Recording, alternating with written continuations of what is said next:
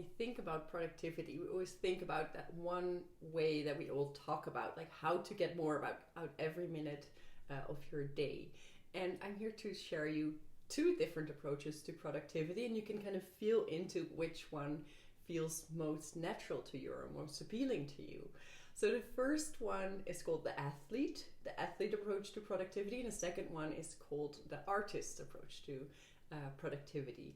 So when you think about the athlete, you can imagine a person that has a very strict schedule, very clear goals of matches the athlete might be working towards, like a daily schedule of training, very detailed ideas about what food to eat, when to sleep, when to work. And there's this kind of linear approach to it.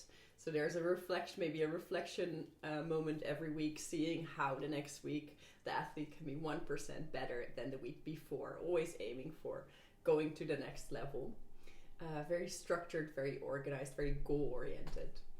Then the second approach to productivity that is less seen in our society and maybe also less valued, but at least as interesting to try on, is the artist approach. And the artist approach is a lot more cyclical in nature. You can imagine an artist just kind of taking in the environment, taking in impulses from the environment, and then responding to the one thing that evokes creativity, that evokes inspiration. And there's a burst of productivity, maybe literally making a work of art.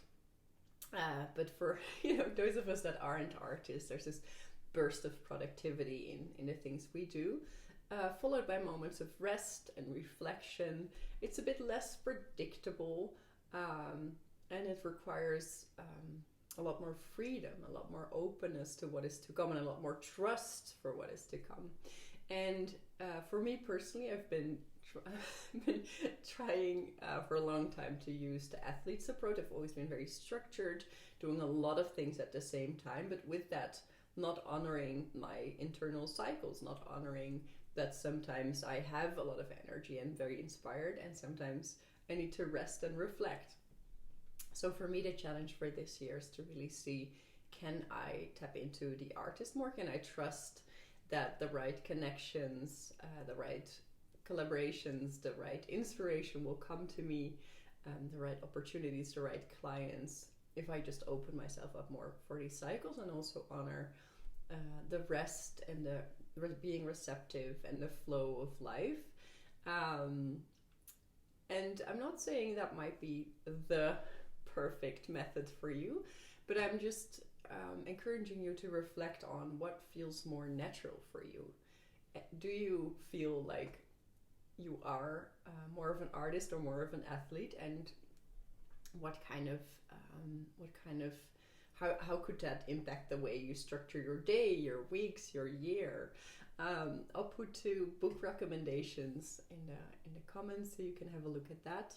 And I would also love to explore with you with which strategy or which combination of strategy the athlete or the artist works for you. So feel free to book a free sample coaching session with me, and let's see what works for you.